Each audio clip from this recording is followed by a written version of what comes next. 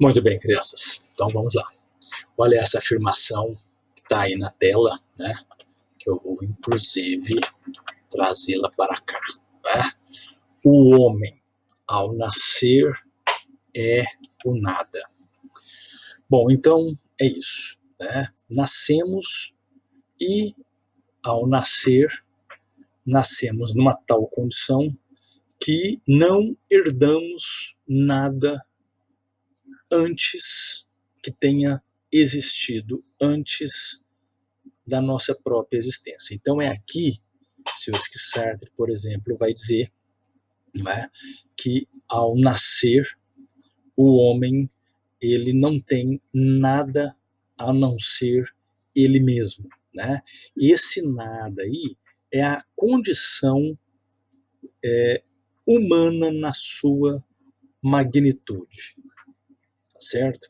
Na sua plenitude.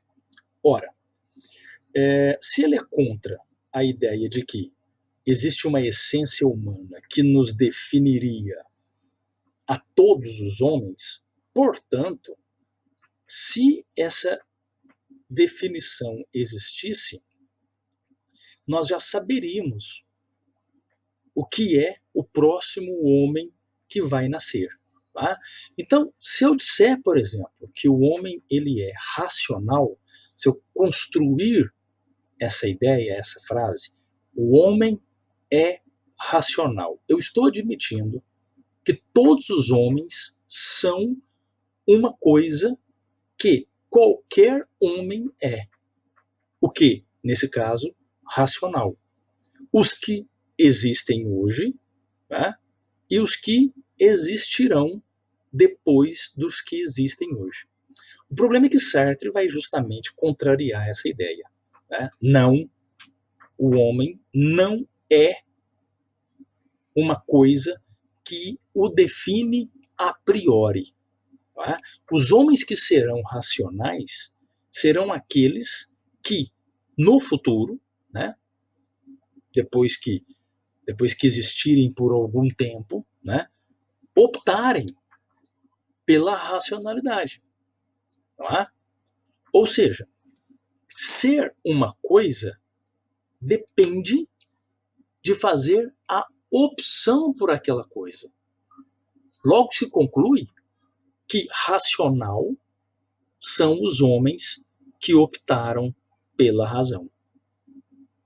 Portanto, não é correto dizer que a razão é um elemento que já existe, pré-existe a condição de homem. Tá?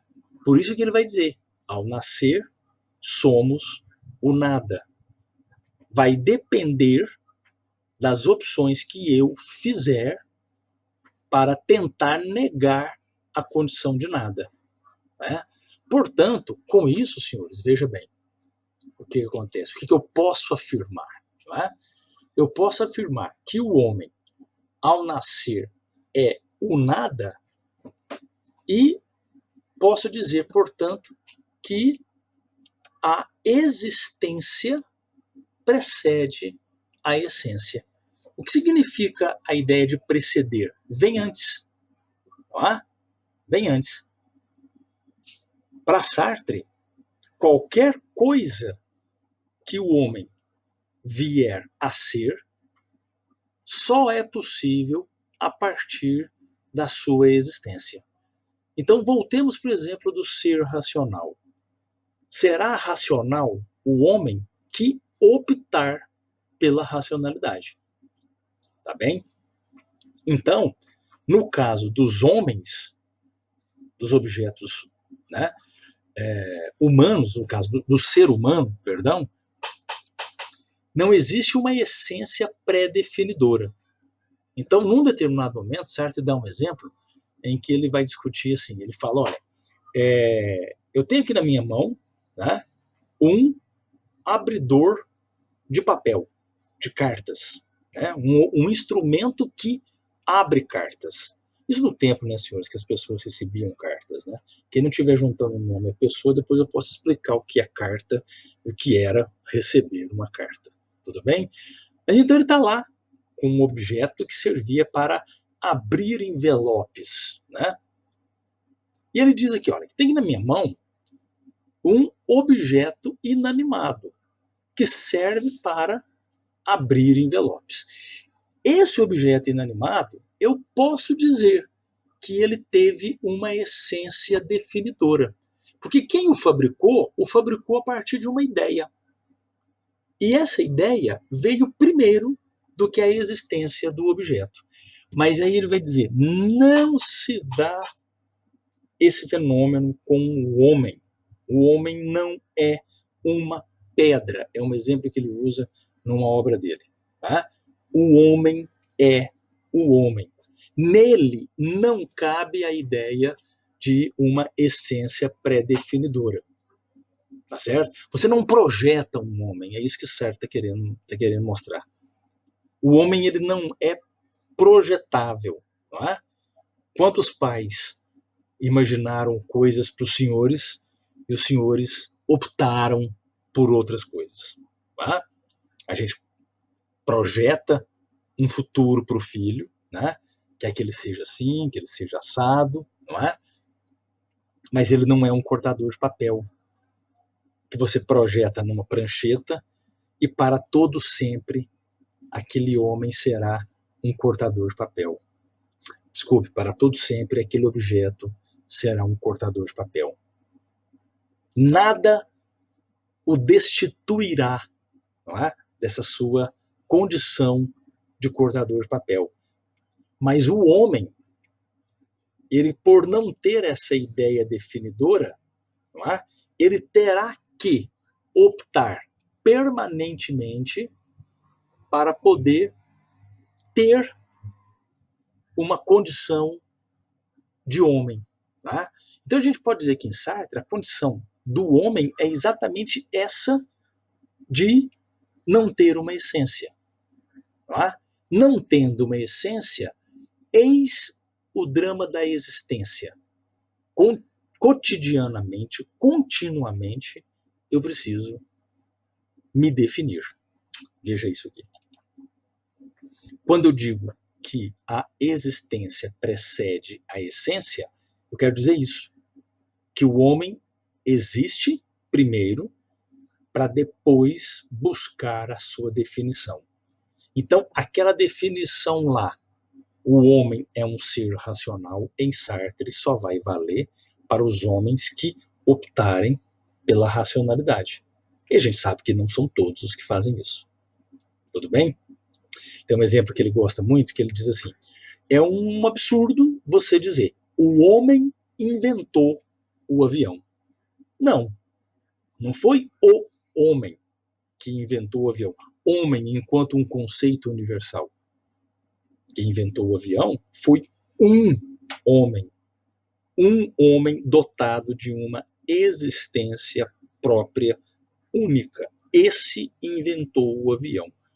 Você, que não inventou o avião, não pode tirar vantagem, não pode viver a condição desse homem que inventou o avião. Eu que não inventei nada fiz. Portanto, eu ainda tenho que me definir. Eis a